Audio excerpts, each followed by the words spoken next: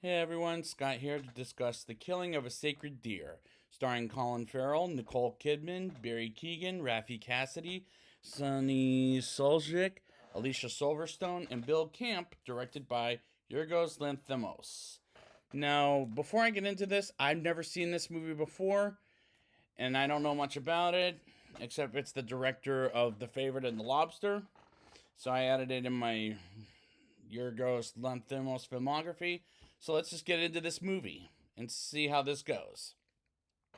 We start the movie like an old movie would, with the score first for just a minute, and then we get to surgery, and I thought, what the fuck, right away?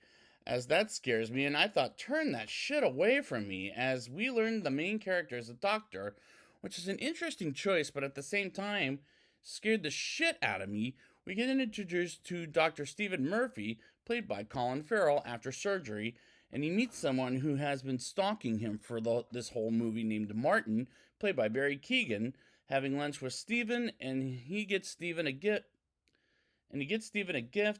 to Martin, which happens to be a watch, and gives Stephen a hug, as the shots are well done, sure. Stephen gets home to his wife Anna, played by Nicole Kidman, along with Kim, played by his daughter, I should say, played by Raffi Cassidy, and his son Bob, played by Sonny Suljic, as Bob is asked by Stephen to get a haircut, but Bob plans on it after the party one of Kim's friends is throwing. And I didn't mind Colin Farrell and Nicole Kidman as husband and wife, but I honestly wish it was in a better movie, as this movie is well made, but for reasons I'll get into later on, it creeps me out. Martin gets to the hospital where Stephen works at, and Stephen tells Martin to call him first, as he's one of, I want to say, Kim's classmates. They bring it up and then they say he's not, so I don't know what the fuck's going on there. As he wants to be a doctor one day, and Dr. Matthew Williams, played by Bill Camp, whom I reviewed plenty of times in Lincoln, Joker, and Vice, coming in and gives him some x-rays. And these scenes are good thus far, and the performances are really good, as the movie isn't starting to creep me out yet, as that comes later. Stephen and Anna goes out to celebrate a friend, and we move on to the next day, and the next day comes, and Stephen chats with and walks with Martin and Stephen, asking Martin to come by his house and meet his family. And he does, and they have a meal together. And I thought Martin knew Kim, as it was said earlier in the movie. I could be wrong, again, as he's a classmate of hers. Again, that might be wrong. And they just met for the first time, which bothered me big time. Martin and Kim go on a walk, and she sings, as she won't do it in front of her brother, as she's embarrassed for reasons I don't quite fully understand, as she has a beautiful singing voice, in my opinion. And Martin brings up to Anna about a lemonade contest between her mother, played by Alicia Silverstone. Where was she for the longest time after Batman and Robin and some other ones? I don't know, as they don't live in a nice neighborhood like the Murphys do, and the dialogue written for this scene is pretty good. Martin calls Stephen and invites him to their place for dinner the next night at 7:30 p.m., and this is when the movie starts to creep me the fuck out. Stephen gets to their house and has dinner with them and watches a movie, as it's his favorite movie, as well as his father, who we learned that he might be responsible for his death. And the movie is Groundhog Day, and he goes to sleep while Martin's mother sucks his fingers and starts to kiss him, which, while he feels uncomfortable, and leaves the house, and the movie starts to creep me out even further. Stephen goes to work the next day and sees Martin isn't at school, but at his desk, makes his heart ache because his heart aches. And Stephen looks at him, and I get the impression he's faking it, as he's fine, and asks about the hair on his body, as this is the most unbelievable and uncomfortable scene I've ever seen, as that was fucking weird. While he invites him back to their house, and Martin confesses his mother has a crush on him and tries to get him together with her.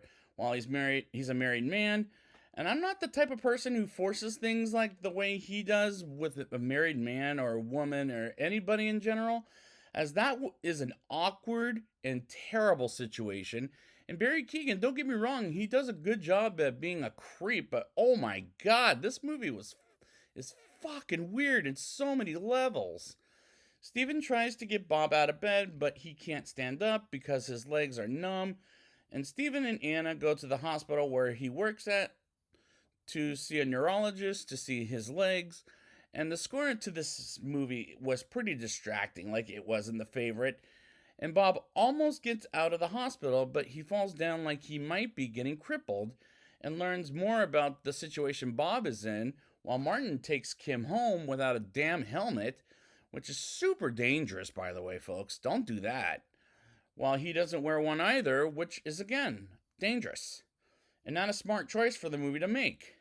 And he sees Bob at the hospital, and Martin asks to talk to Stephen in the cafeteria and decides to give him a present, as he's given him lots of presents, and Martin gives him a present that is a Swiss Army knife, which is an interesting choice for the movie to make while Martin tells Stephen he has to kill one of his family members like Anna, Kim, and Bob. And Stephen feels threatened that he has to call security to escort Martin off the hospital premises, which is a strange choice. And the way Martin says that, yeah, I would get him out of there too.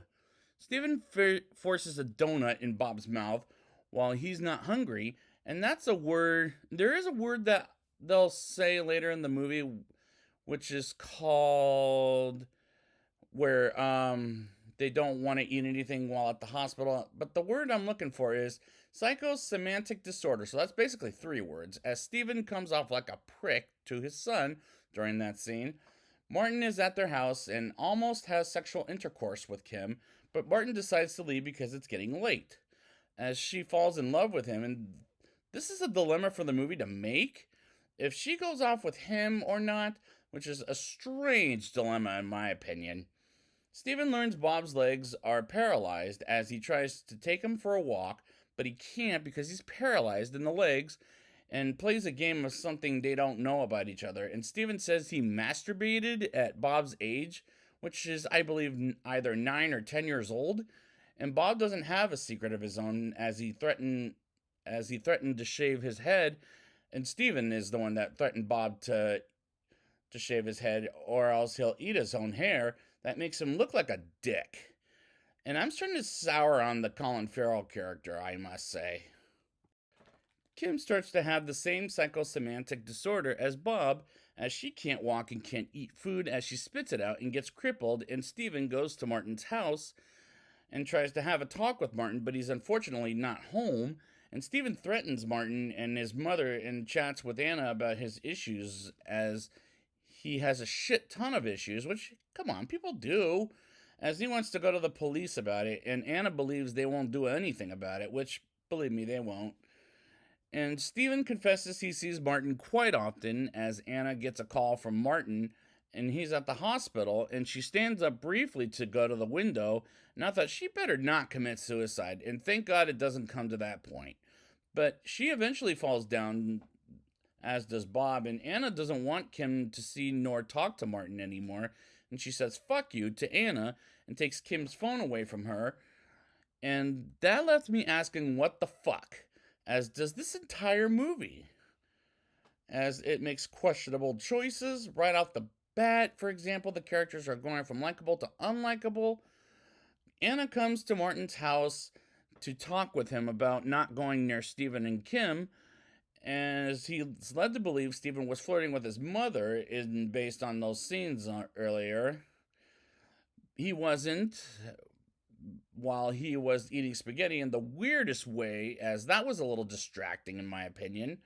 As he talks about it, it's even more distracting, as that kind of bothered me. Anna goes to Matthew for information about Martin, and he gets in return her jerking his dick off. That was a total what the fuck moment of the film. Bob and Kim get back home as Anna watches Stephen eat, and she says that he has beautiful hands like everybody else has been telling him, and she starts to have an argument about Martin and throws things around the kitchen like the plates, cups, and for example, and this scene is poorly written in my opinion. Stephen wakes Anna up and she sees he captured Martin off screen and tied him up in a room near the garage while she makes her lemonade for Martin, and Stephen tortures him, and he bites Stephen's arm as well as his own arm, and he pulls a gun out on Martin, And this is, again, a what the fuck moment of the film, as this is very unfulfilling of director Yorgos Lanthimos to show us that on screen, as I can't believe some of the shit I'm watching at this point. Bob cuts his own hair, as Steven has been asking about it since the beginning of the movie, as he is happy about it, as well as Bob feels good about it, and, well, as he wants to become a cardiologist, which is what he said to his father, and Steven cries about it, and I'm not following the movie at this point.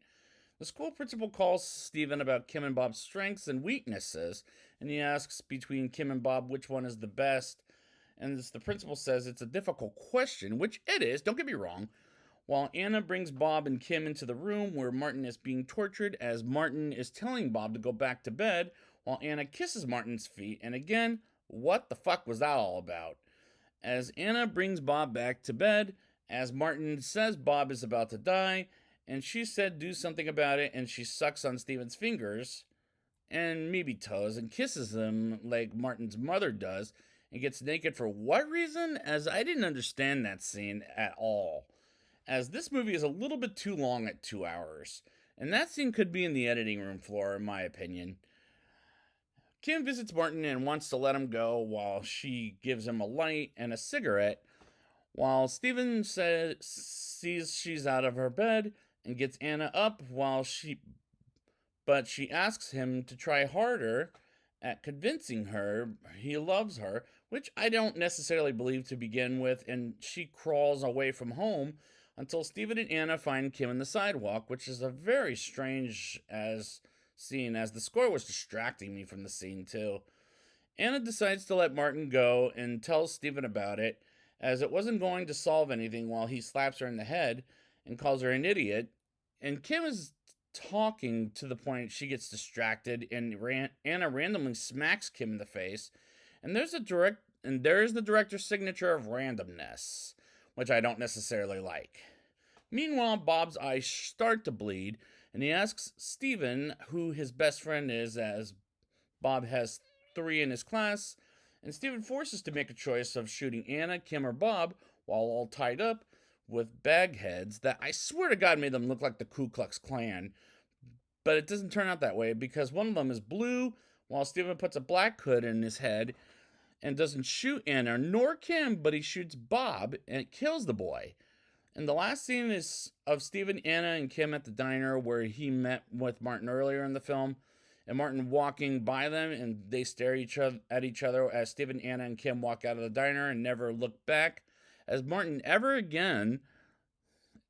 And this climax left me asking what the fuck so often. It was so unfulfilling to see what this director has presented to the audience on screen.